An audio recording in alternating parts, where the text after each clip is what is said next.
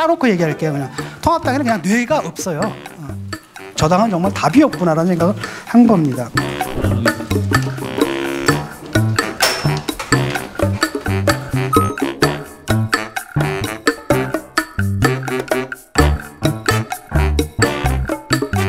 반갑습니다. 제가 여기 와 있을 거라고는 상상을 못했는데 그런 일도 벌어지는군요. 사실 저는 뭐 보수 정당에 큰 관심이 없었고요. 지금도 제 관심사는 주로 이제 이른바 진보 진영이 왜 이렇게 망가졌는가 그걸 분석하는 데 가 있고요. 다만 이제 바깥에서 본 그 보수 정당에 대한 어떤 답답한 마음들 이걸 사실 외부자의 시선으로 제가 잠깐 전달해 드리는 정도로 사실 많은 사회과학적인 분석들이 좀 필요한 부분이고요. 좀 시간을 내서 좀 들여다볼 필요가 있는 부분인데 아직은 제가 거기까지 준비는 안 됐고 그냥 인상 비평에 좀 지나지 않을 것 같습니다.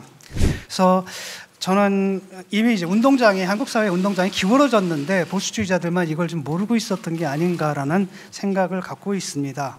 아버지를 죽였거든요. 민주화 세력들은 산업화 세력은 아버지를 죽였는데 요즘은 그 민주화 세력이 내세웠던 이것 자체가 위선으로 여겨지는 거예요. 실제로는 저들이 뭐였냐면 개혁을 얘기하고 혁명을 얘기하고 뭐 진보를 얘기하지만 알고 보니까 저들도 기득권이다라는 게 너무나 분명한 거고 그래도 옛날에 산업화 세력은 이 운동권 세력들한테 아파트 한 채는 줬잖아요. 그래도 그 다음에 일자리는 줬거든요.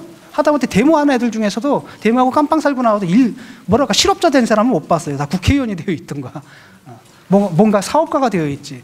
그런데 지금 그런 것도 안 주다 보니까 이들이 굉장한 뭐랄까 반감을 느끼는 거죠. 그런데 이 반감에 방향을 제시해 줘야 되는데 그 방향을 제시해 주지 못하는 겁니다. 그래서 투표로는 60대 이상과 동조하는 것으로 나타나지만 이들이 할아버지에 동조하는 게 아닙니다. 할아버지는 아예 딴 세상 얘기고 그냥 아버지에 반항하고 있다 이것뿐이고요. 여러분들이 아마도 386의 권력을 장악하는 데 벌써 20년이 걸렸잖아요. 그거 마찬가지로 이들과 앞으로는 계속 가야 되지 않을까 이런 생각이 듭니다. 결국 보수가 주전장을 내줘 버린 거예요. 그냥 선거 패배의 원인이라는 게 다 이거랑 연결되어 있는 거죠. 첫 번째로 말하면 뭐냐, 탄핵의 강을 못 건넌 겁니다. 탄핵의 강을 왜 못 건넜느냐, 전통적인 지지층이 거기니까. 그렇죠. 그분들을 설득을 해내야 되는데 설득을 먹고 투항을 해버리는 거예요. 그래서 아마 하태경 의원도 그렇고 결국 밖에 나갔다가 안 되죠.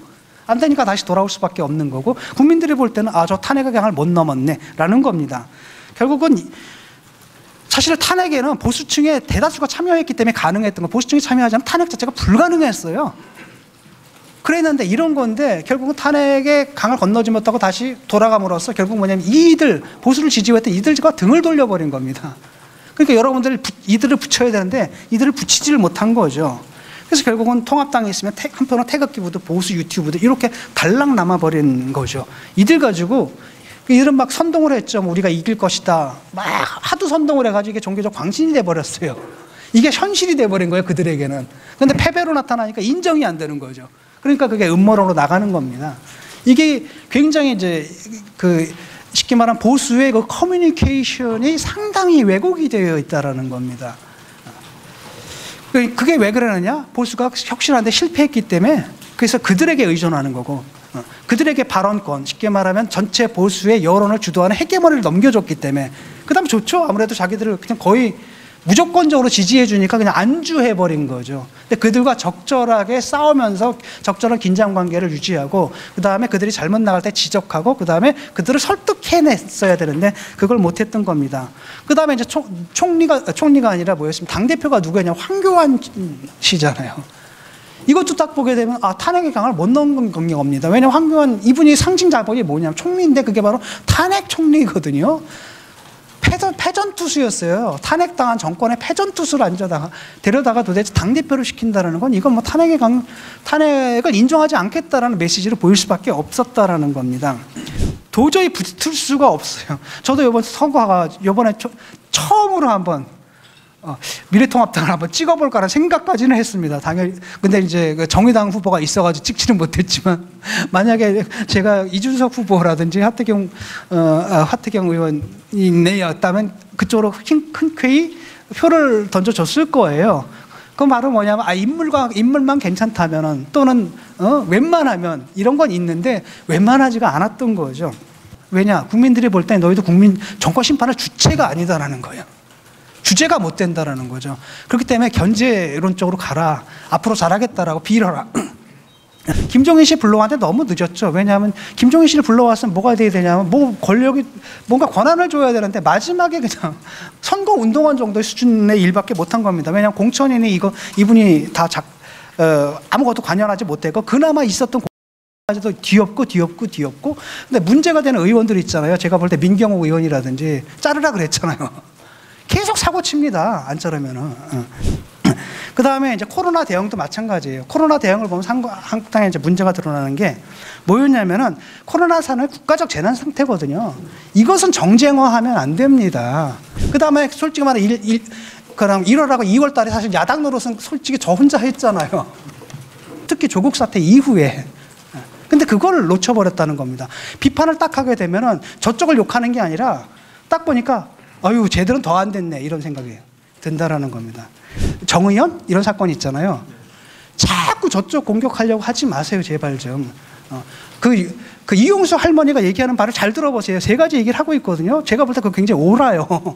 옛날 이제까지 운동 방식 잘못됐다라는 겁니다. 그렇죠?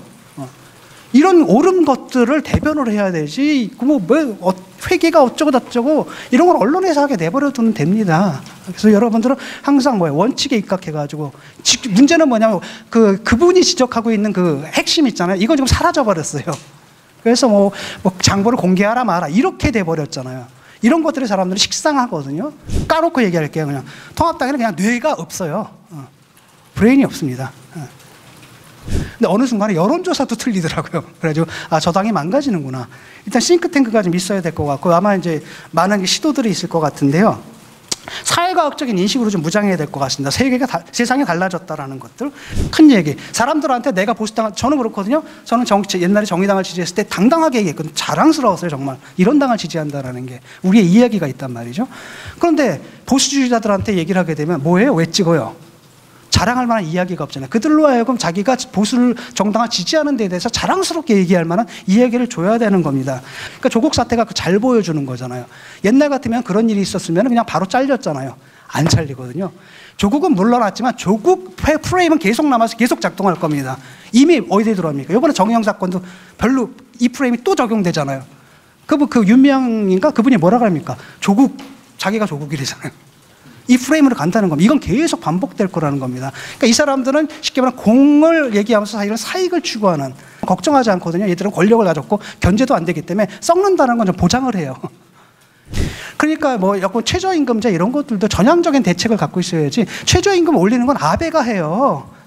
아베가 기업들한테 임금 올려주라고 막 그러거든요. 그럼 보수 진보에 넘는 게 아니라 실용적인 흑묘냐 백묘냐 이걸 가져야 된다는 겁니다. 보수표 이런 거 없습니다. 실제로 전향적인 태도를 취했습니다. 남북 정상회담 같은 거 누가 했습니까? 제일 먼저 얘기한 게 김영삼 정권이고 여러분들 정권이었어요. 하다못해 박근혜 대통령은 뭐라 했습니까? 통일 대박론 얘기했잖아요. 이런 건데 자기들이 하면은 로맨스고 저쪽이 하면 빨갱이고 이런 식이었잖아요. 그래서는 안 된다는 겁니다. 일관적이어야 되거든요. 일관적이고 이 사람들이 정략적인 얘기를 하는 게 아니라 일관적인 통일이나 남북관계에 대한 입장들이 있구나 이런 느낌을 줘야 된다는 거죠. 그런 극단적인 세력들은 선을 그어야 되고 많은 경우에 극단적인 세력들은 정치와 상관없이 그냥 돈벌이 하는 거거든요. 그들은 알아요. 선동하는 놈들은 압니다. 자기가 하는 말이 거짓말이라는 거. 알아도 돈 되는 거니까 하는 거거든요. 그런 사람들한테 당이 휘둘리면 안 되니까 끊어내고 나머지 분들은 계속 끊임없이 설득을 해가지고 다시 그분들의 생각이 날 같은 생각들, 우리가 이제 거듭나야 된다는 생각들을 갖다가 그래서 설득을 해내야 된다고 생각을 합니다. 그러니까 굉장히 지난한 과정에, 왜냐하면 이분들 선동됐고 세뇌됐기 때문에 거의 그 생각 바꾸는 게 굉장히 힘들거든요. 그럼에도 불구하고 끝까지 설득해내서 데려가야 된다 이런 생각을 하고요. 힘들 겁니다. 왜냐하면 이게 정서적으로 이미 이렇게 이렇게 감정적으로 들어가 있거든요. 이 감정을 푸는 게 굉장히 힘들어요. 논리적으로 놀아도 아닌 건 어떻게 지금 여기까지 가 있는 게 여러분들의 쉽게 말하면 혐오 기피 정당 비슷하게 되어 있습니다. 그러니까 심지어 의원들도 막말하고 이거 잘하는 거라고 착각을 해요. 그건 오히려 자기들만 깎아먹는 거거든요. 여러분들 주목해야 될 건 바로 뭐냐면 저들을 나쁜 놈 만드는 게 아니라 저들을 후진 놈 만들어라. 뒤처진 놈 만들어라. 실제로 여러분들이 걸었던 그 길을 저들이 지금 제가 볼 땐 따라가고 있거든요.